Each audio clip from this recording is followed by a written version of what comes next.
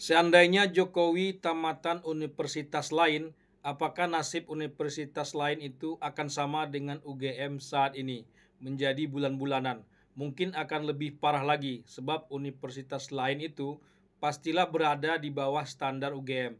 Adalah UGM termasuk universitas papan atas di Republik ini. Kalau UGM saja terlihat kelabakan menangani masalah ijazah Jokowi ini, apalagi universitas lain itu. Mungkin tak ada lagi mahasiswa yang bersedia masuk mendaftar ke universitas lain itu, saking tak percayanya mahasiswa terhadap universitas lain itu. UGM menyia-nyiakan kesempatan saat didatangi para penggugat ijazah Jokowi dulunya. Wajar saja digugat Komarudin dari Makassar secara perdata sebesar 69 triliun dengan tuduhan karena sudah membiarkan terjadinya kegaduhan. Jasanya kah atau skripsinya kah. Jadi termasuk jasanya itu kita minta dibuktikan di pengadilan, skripsinya, kemudian daftar nama waktu si Penmaru, ada namanya KRS, kartu rencana studi. Ya kalau semua yang yang pendukung kalau bisa dihadirkan. Dan ini nanti kita minta supaya diuji oleh suatu tim, mungkin tim gabungan, supaya tidak curiga-mencurigai. UGM sudah membiarkan terjadinya kegaduhan yang mengakibatkan terjadinya kerugian pada diri seorang Komarudin sehingga harus digugat 69 triliun pastilah mengada-ada. Tapi istilah membiarkan kegaduhan dilekatkan pada UGM sepertinya tak ada salahnya juga. Kenapa UGM sejak awal tak tampak membuka diri selebar-lebarnya terhadap para penggugat ijazah Jokowi ini? UGM kurang mempersiapkan diri seperti yang juga dikatakan Roy Suryo CS, padahal Roy Suryo CS sebetulnya juga alumni UGM.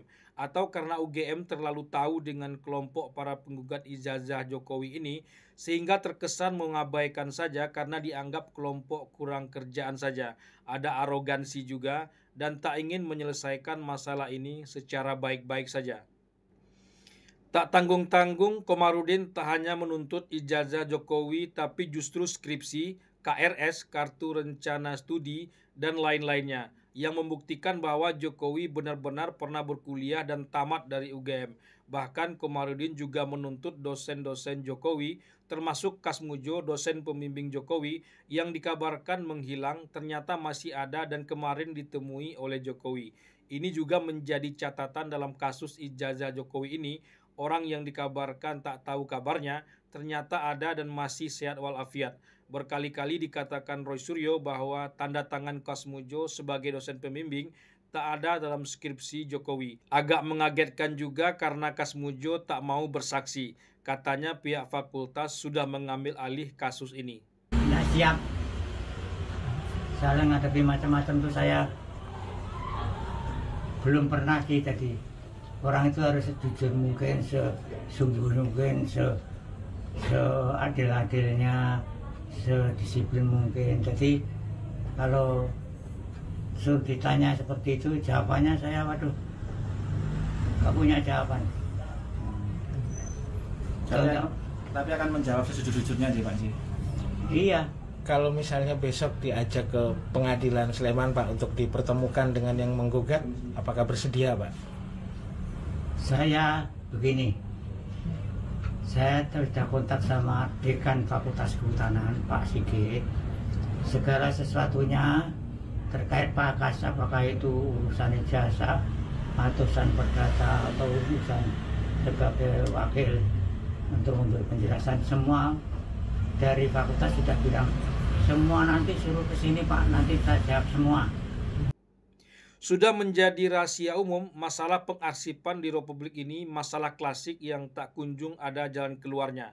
Bayangkan universitas sekelas UGM ditagih tentang mahasiswanya yang sekelas Jokowi, presiden 2 periode di Republik ini, justru terlihat kelabakan sejak awal yang membuat orang yang diliputi kecurigaan semakin menjadi-jadi kecurigaannya.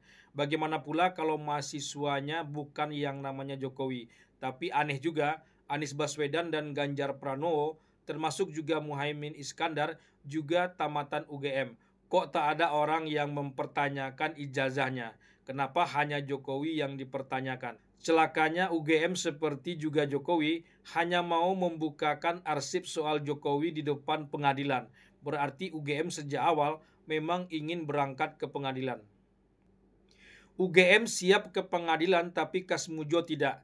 Ia tak mau berurusan dengan pengadilan. Semua sudah diserahkan kepada fakultas. Ini juga mencurigakan kenapa harus diambil alih seperti itu. Apakah kalau bersaksi sendiri-sendiri, khawatir tak akan seragam. Apalagi komentar Kasmujo soal kejujuran dan pengakuannya bahwa bukanlah dosen pembimbing skripsi Jokowi menambah kecurigaan lagi. Lucu. Jadi Kasmujo ini dosen apanya Jokowi? Kasmujo juga mengaku tak tahu menahu soal ijazah Jokowi. Dan kenapa pula Jokowi baru saat ini mendatangi rumah Kasmujo yang dianggap penting dalam kasus ijazah Jokowi ini. Inilah kalau masalah sepele dibikin rumit. Mending rumitnya 1-2 orang saja. Ini tidak, rumit satu republik kayak tak ada ujung lagi.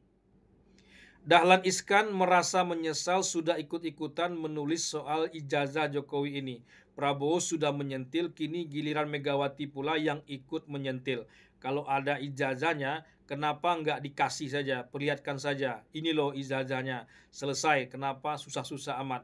Artinya banyak orang yang tidak menyetujui kalau kasus ijazah ini harus masuk ranah hukum.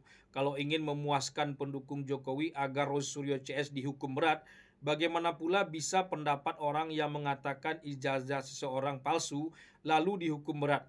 Justru pihak yang menyebarkan ijazah Jokowi ini di media sosial dan mengatakan itu ijazah asli yang paling mungkin dihukum seperti yang sering dikatakan oleh Roy Suryo.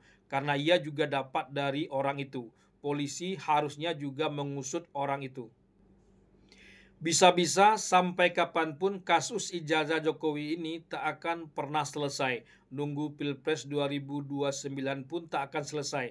Sejumlah pihak telah dipanggil polisi, diperiksa berjam-jam, entah sebagai apa, sebagai saksi atau tersangka.